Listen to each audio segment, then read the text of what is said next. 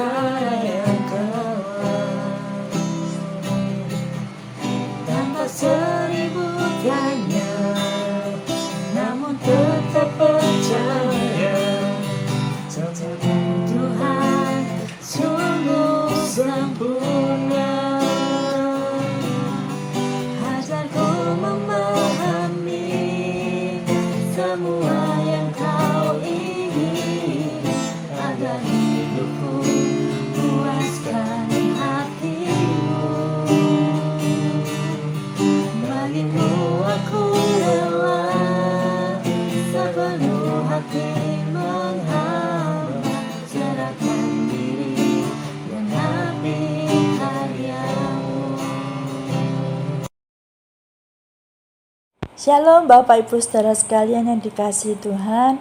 Kembali kita bertemu pada pagi hari ini dengan keadaan yang sehat, ya, diberkati Tuhan. Kesempatan yang indah untuk kita bisa beribadah dan datang pada Tuhan, memuji Dia, menyembah Tuhan dan mendengarkan kebenaran firman Tuhan. Ya, pagi hari ini kita akan belajar bersama-sama di dalam firman Tuhan. Dan tema yang sangat penting yang wajib kita ketahui sebagai anak Tuhan, ya, doa yang dijawab Tuhan.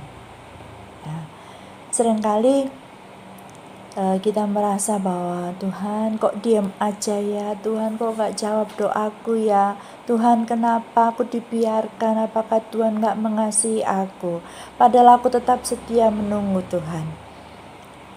Banyak hal yang membuat kita merasa diabaikan oleh Tuhan. Tetapi kita harus belajar dan kita harus tahu mengapa doa kita nggak dijawab oleh Tuhan. Tentunya kita semua sudah tahu, ya. Tapi kita akan belajar lagi dan nanti di akhir dari video ini kita akan temukan doa bagaimana yang dijawab oleh Tuhan. Ya, mari kita periksa satu persatu. Di dalam Matius 21 ayat 22 dikatakan, dan apa saja yang kamu minta di dalam doa dengan penuh kepercayaan, kamu akan menerimanya. Jadi yang pertama penyebabnya adalah karena kita tidak percaya. Ketidakpercayaan kita menghalangi doa kita, sehingga Tuhan mengabaikan apa yang kita minta. Ya, ngambang, gak jelas gitu kan ya, karena gak percaya. Ya, kita belajar bersama-sama untuk menaruh kepercayaan kita kepada Tuhan itu gak pakai ragu-ragu, karena dikatakan orang yang ragu-ragu itu seperti gelombang laut yang diombang-ambingkan oleh angin kian kemari. Orang yang demikian jangan mengira ia akan menerima sesuatu dari Tuhan. Di dalam Yakobus 1 ayat 6 sampai 8. Nah, orang yang mendua hati gak akan tenang dalam hidupnya. Bagaimana dia bisa berdoa kepada Tuhan? Ya, yang kedua adalah dosa. Dikatakan dalam Yesaya 59 ayat 1-2, sesungguhnya tangan Tuhan tidak kurang panjang untuk menyelamatkan dan pendengarannya tidak kurang tajam untuk mendengar doa kita. Tetapi yang merupakan pemisah antara kamu dan Allahmu ialah segala kejahatanmu, dan yang membuat dia menyembunyikan diri terhadap kamu sehingga ia tidak mendengar ialah segala dosamu. Dosa membuat kita terpisah antara kita dengan Allah. Akui dosa-dosa kita di hadapan Tuhan, bertobat, tinggalkan hidup yang lama. Ya, Raja Daud mengatakan, seandainya ada niat jahat dalam hatiku, tentulah Tuhan tidak mau mendengar. Dia tahu akan hal itu. Sekalipun dia seorang raja, dia mau dikoreksi, dia katakan, ujilah aku Tuhan, selidikilah batinku dan hatiku. Sebab Tuhan yang menyelidiki hati, yang menguji batin untuk memberi balasan kepada setiap orang setimpal dengan tingkah langkahnya, setimpal dengan hasil perbuatannya. Yeremia 17 ayat 10. Yang ketiga, karena kita salah berdoa. Motivasi yang salah seringkali gak kita sadari. Namun coba kita renungkan, ya, apakah doa yang kita panjatkan itu memiliki motivasi yang benar ataukah salah. Yakobus 4 ayat 3, atau kamu berdoa juga tetapi kamu tidak menerima apa-apa karena kamu salah berdoa, karena yang kamu minta hendak kamu habiskan untuk memuaskan hawa nafsumu. Nah, tentu saja Tuhan gak mau mengabulkan doa yang hanya sekedar menuruti keinginan kita, menuruti hawa nafsu kita. Ya, no, Tuhan tidak mau menjawab yang seperti itu. Ya, oke. Yang keempat adalah tidak mengutamakan Tuhan. Nah, ini dia. Yesaya 14 ayat 3. Hai anak manusia, orang-orang ini menjunjung berhala-berhala mereka dalam hatinya dan menempatkan di hadapan mereka batu sandungan yang menjatuhkan mereka ke dalam kesalahan. Yang menjatuhkan mereka ke dalam kesalahan. Apakah aku mau mereka meminta petunjuk daripadaku? Seringkali kita datang pada Tuhan saat kita butuh dan saat kita merasa mentok menghadapi sebuah hal. Ya, padahal Tuhan mau kita datang pada Tuhan sepenuhnya. Jangan sampai kita mendahulukan pekerjaan kita atau hal-hal yang lain, waktu bermain, daripada datang kepada Tuhan. Ya, sangat penting.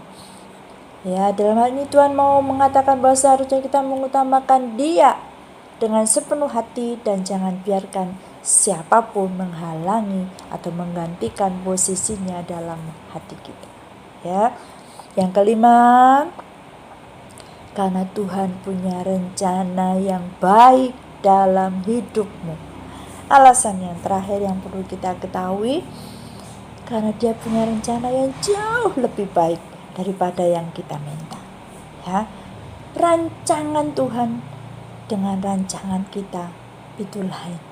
Rancanganku bukan rancanganmu, jalanku bukanlah jalanku. Ya, Yesaya 55 ayat 8. Tuhan gak bisa dipaksa menuruti keinginan kita. Ya, kadang apa yang menurut kita baik belum tentu itu baik bagi Allah kita. Ya. Jika sampai saat ini kita merasa bahwa doa kita belum dikabulkan, cobalah kita renungkan dan kita ubah kembali cara berpikir kita sehingga Dia akan memberi jawaban tepat pada waktunya. Ya. Hal lain yang ingin saya sampaikan, 2 hal yang penting. Ya, yaitu yang pertama adalah kita belajar percaya. Waktu Yesus datang ke rumah Lazarus yang sudah mati, Dia berkata dengan terus terang, Lazarus sudah mati. Tetapi syukurlah aku tidak hadir pada waktu itu, sebab dengan demikian lebih baik bagimu, supaya kamu dapat belajar percaya. Kita belajar percaya, mempercayakan sepenuhnya apapun yang terjadi. Kadang kelihatannya buruk, tetapi itu yang terbaik bagi kita. Karena di balik semuanya itu Tuhan punya rencana yang indah dalam hidup kita.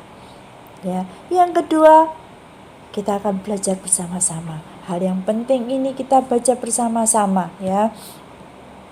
Doa yang dijawab Tuhan adalah doa yang sesuai dengan kehendak-Nya. Ya, seperti apa? Kita harus belajar terus kehendak Allah kita. Ya, kita baca di dalam Matius 6 ayat 6. Tetapi jika engkau berdoa, masuklah ke dalam kamarmu, tutuplah pintu dan berdoalah kepada Bapamu yang ada di tempat tersembunyi. Maka Bapamu yang melihat dari tempat yang tersembunyi akan membalasnya kepadamu. Wah, go into your inner room, secret place. Ya, ini penting. Mungkin seringkali kita abaikan, seringkali kita tidak mengerti. Ya, mengapa Tuhan mau menjawab doa kita jika kita berada di tempat yang tersembunyi, inner room, di secret place. Yang ini hubungan kita dengan Tuhan. Ini yang paling penting. Saudara, jangan abaikan, jangan lupakan. Masuklah kamarmu, tutup pintunya, dan hubungan dengan Tuhan itu akan dijawab oleh Tuhan. Karena apa? Tuhan merasa diutamakan. Tuhan merasa bahwa kita datang pada Tuhan tidak sambilan, bukan sambil bekerja. Boleh ya bekerja sambil menyanyi, memuji Tuhan, menghafal firman Tuhan, memperkatakan firman Tuhan, boleh, tidak dilarang. Tetapi Tuhan ingin kita benar-benar memberi waktu yang spesial di tempat yang tersembunyi. Ya, Dia akan menjawab doa kita. Ini rahasia yang penting untuk kita ketahui sebagai anak Tuhan. Ya, ini yang ingin saya sampaikan. Belajar percaya dan di tempat yang tersembunyi berdoa kepada Tuhan dengan sungguh-sungguh. Tidak ada gangguan lain. Tuhan ingin memperkatakan, Tuhan ingin berbicara dengan kita.